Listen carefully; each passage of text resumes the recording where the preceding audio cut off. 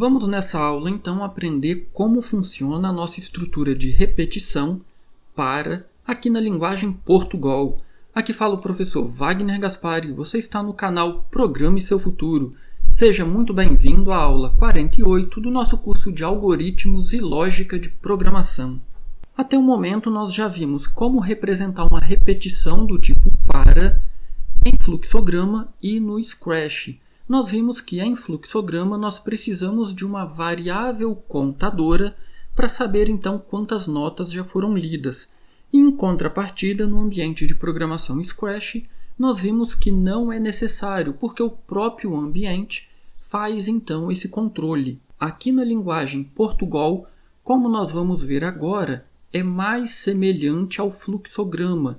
Nós precisamos criar uma variável para utilizar como contadora, ou seja, nós precisamos contar quantas notas já foram lidas. Então, vamos criar aqui um programinha para fazer a leitura de 20 notas e depois então imprimir a média aritmética dessas notas na tela. Para fazer a leitura da nota, eu vou criar uma variável então do tipo real, porque se é nota, pode então ter uma parte fracionária. Eu vou chamar essa variável de nota.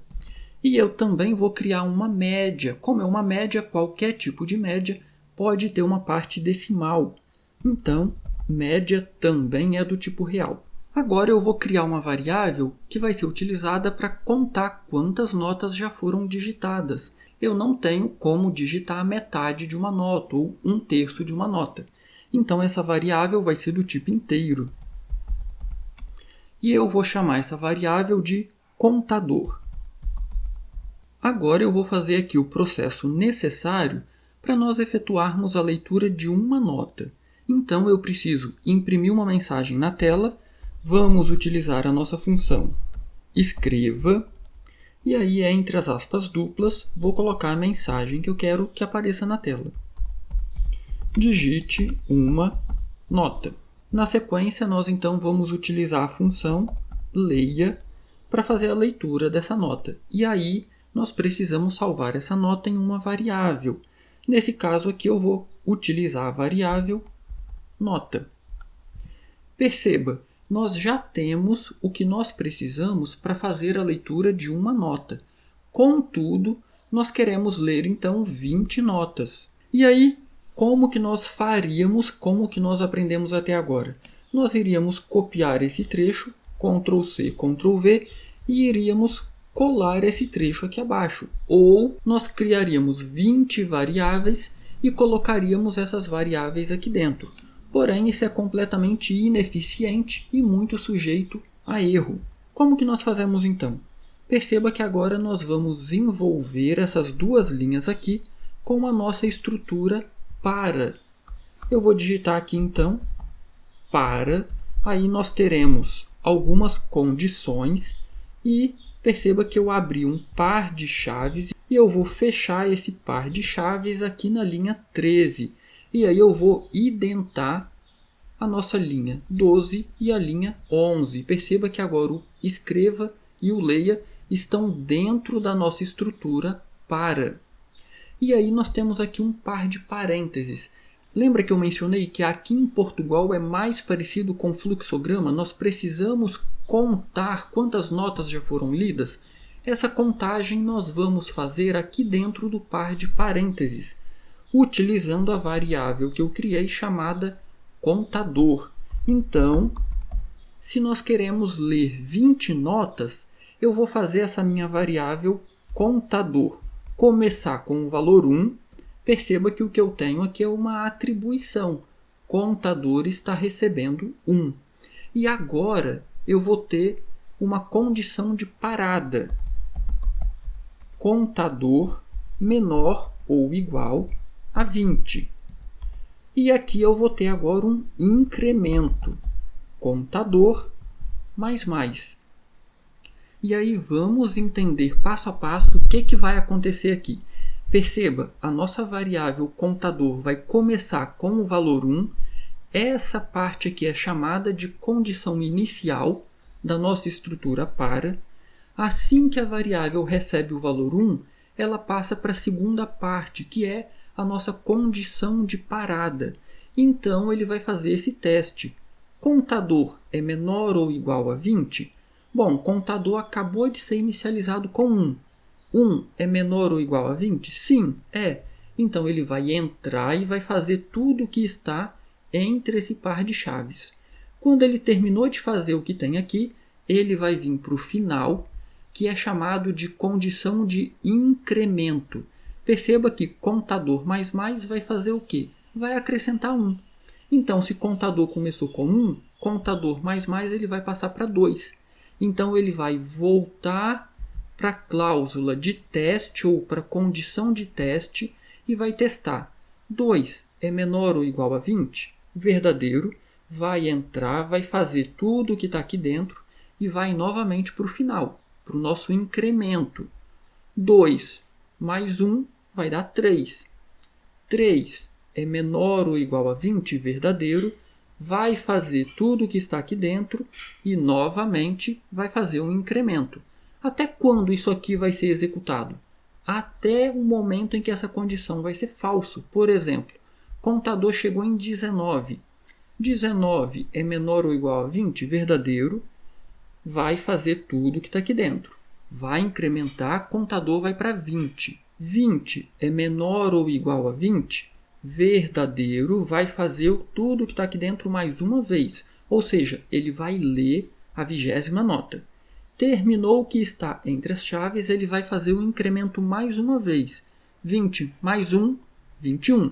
21 é menor ou igual a 20? Perceba que deu falso. Aí, para onde vai a execução do nosso programa? Para a próxima linha depois da estrutura para. Perceba que aqui é um pouquinho diferente do que nós temos lá em fluxograma. Lá nós utilizávamos uma estrutura de decisão e se aquela condição fosse verdadeira, voltava para um passo anterior. Neste caso aqui não. Neste caso nós temos uma condição de início, nós temos um teste, uma condição de parada e nós temos um incremento. Porém, dentro da nossa estrutura para, eu não tenho apenas essas duas instruções. Eu não quero a média de 20 notas, então eu preciso pegar essas notas aqui e acumular em uma variável. E eu não criei ainda, então eu vou criar aqui uma outra variável chamada soma notas. Agora eu vou fazer então, e aí tem um detalhe, soma notas eu preciso inicializar ela com 0. Por quê? Aqui dentro do para agora, eu vou fazer a minha variável soma notas, receber o que ela já possui, mais a nota que eu acabei de ler. Então, o que eu estou fazendo aqui? A minha variável soma notas começou com 0. Perceba que tem um sublinhado amarelo aqui e ele diz aqui para a gente o que isso significa. O valor da expressão à direita será automaticamente convertido de inteiro para real. Perceba que 0 é um número inteiro, só que a nossa variável é do tipo real. Se você não quer que esse sublinhado amarelo fique aparecendo, basta colocar aqui 0.0. E aí ele vai sumir. Como a nossa variável começou com 0, imagine que a primeira nota digitada seja 7. 0 mais 7 vai receber 7. A segunda nota é 10. Aí, soma notas vai receber 7, que já tinha da vez anterior, mais 10, que dá 17. Então, nós vamos acumulando aqui todas as notas que forem digitadas. Quando o nosso para terminar nesta linha, perceba que eu estou fora da estrutura para. Após o fechamento da nossa chave, eu vou então calcular a nossa média. A minha variável média vai receber soma notas dividido pela quantidade de notas, nesse caso 20. E agora então, para finalizar, eu vou imprimir essa média na tela. Escreva média, 2 pontos, e aí eu vou colocar aqui então a minha variável média. Vamos rodar o programa para ver se ele vai funcionar direitinho, mas para facilitar o nosso teste eu vou trocar esse 20 por 5. Nós vamos ler apenas 5 notas. E aí eu não posso esquecer de trocar aqui também, senão a minha média vai estar errada.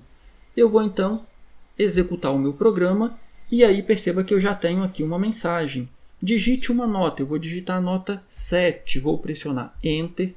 Digite outra nota, 8.5. Outra nota, 5.5. A nossa quarta nota, 9.3. E a nossa última nota, 10. Quando eu pressionar Enter agora, nós teremos então a nossa média. Um detalhe muito importante aqui que você precisa entender é o seguinte.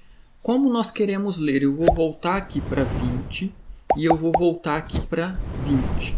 Como nós queremos ler 20 notas, eu preciso obrigatoriamente começar com 1 e ir até 20? Não.